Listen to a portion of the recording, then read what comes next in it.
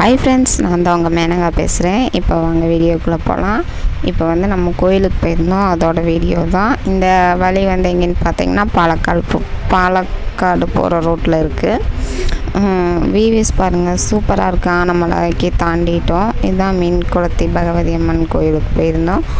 இதில் எப்படின்னா, இங்கே படியில் கால் வச்சா வலிக்கிடுவேன்னு சொல்லிட்டு சேஃப்டிக்கோசரம் கயிறை கட்டி விட்டுருந்தாங்க.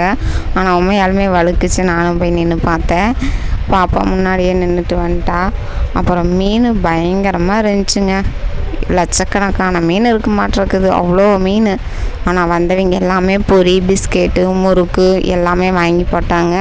பொரி போட்டால் நல்லதுங்கிற மாதிரி ஐதீகம் சொன்னாங்க. அங்கே மீனுக்கு சாமி ஆனால் சூப்பராக அலங்காரம் பண்ணியிருந்தாங்க. சாமி ஃபோட்டோவை நான் உங்களுக்கு காட்டுறேன் பாருங்கள்.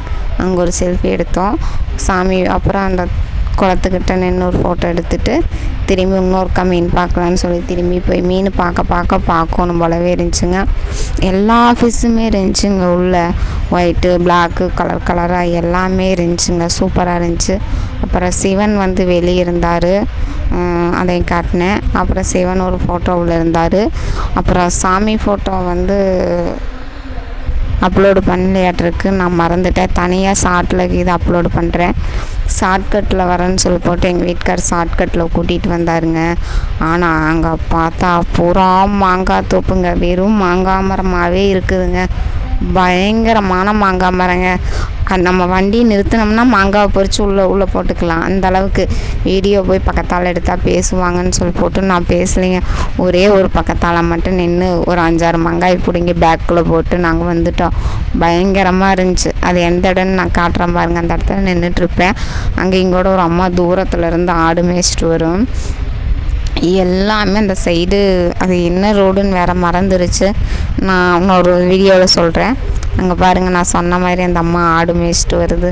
அந்த இடத்துல தான் நின்று பாப்பா ரெஸ்ட் ரூம் போகணுன்னு சொன்னான்ட்டு தம்பி பாப்பா ரெஸ்ட் ரூம் போகிறேன்னு சொல்லிட்டு அதுக்கப்புறம் எங்கள் வீட்டுக்கார் எங்கடா விட்றாருன்னு பார்த்தா குறுக்கு வழியில் மாசாணியம்மன் கோயிலுங்க. மாசாணியம்மன் கோயிலுக்கு போன வாரம் தான் போயிட்டு வந்த வீடியோ போட்டிருப்பேன். ஆனால் இந்த டைமும் போயிட்டு வந்துடலாம் அமாவாசை அப்படின்னு சொல்லிட்டு கிளம்பிட்டார் எங்கள் வீட்டுக்கார்.